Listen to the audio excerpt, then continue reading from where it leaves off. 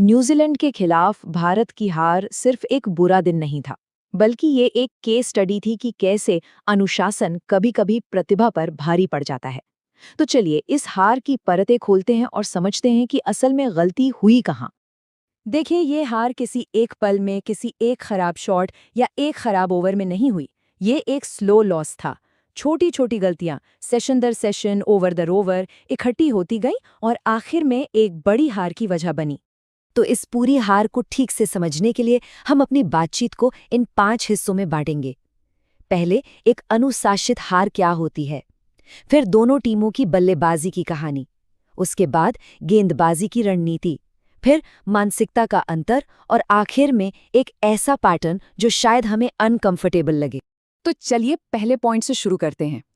इस सीरीज की कहानी ये नहीं है कि न्यूजीलैंड ज्यादा आक्रामक था, बल्कि ये है कि वो ज्यादा डिसिप्लिन्ड थे।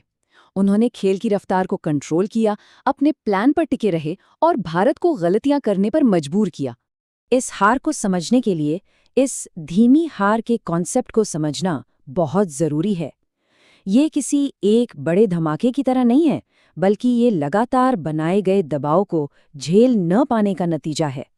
ये छोटी छोटी लड़ाइयां हारने जैसा है, जब तक कि आप पूरी जंग न हार जाएं। अब बात करते हैं बल्लेबाजी की, जिसने असल में इस सीरीज की दिशा तय की। दोनों टीमों के बैटिंग अप्रोच में जमीन आसमान का फर्क था।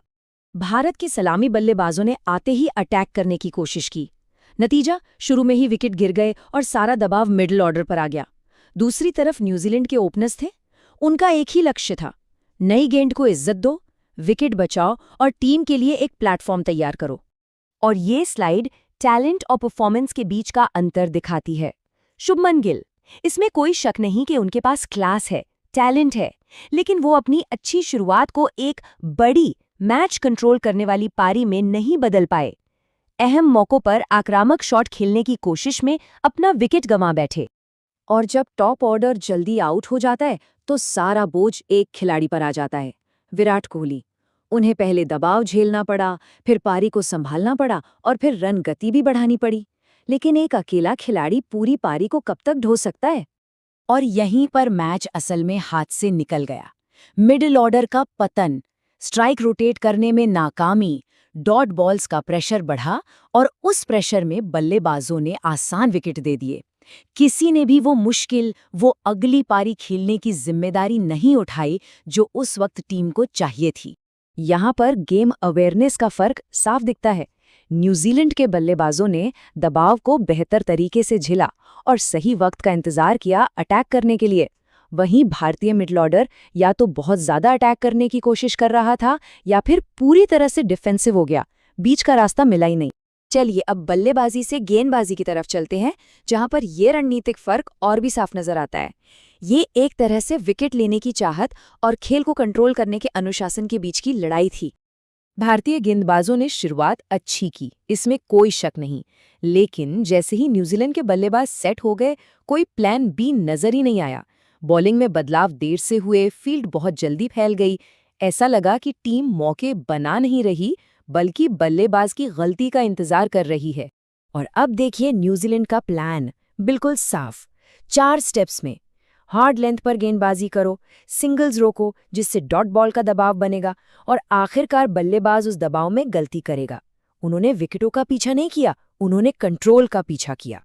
ये बात इस पूरी कहानी का सार है। न्यूजीलैंड ने विकेट लिए नहीं, उन्होंने विकेट बनवाए। ज्यादातर भारतीय बल्लेबाज किसी जादुई गेंद पर आउट नहीं हुए, बल्कि लगातार बनाए गए दबाव के कारण हुई गलतियों से आउट हुए। और फिर आती है फील्डिंग, एक ऐसी चीज जिसे अक्सर नजरअंदाज कर दिया जाता है। इंटरनेशनल क्रिकेट में हर मैच में 10 रन का फर्क भी बहुत बड़ा होता है, और न्यूजीलैंड ने लगातार इन छोटे छोटे मौकों को जीता। बचाए गए रन और पकड़े गए आधे मौके आखिर में बहुत बड़े और निर्णायक साबित हुए।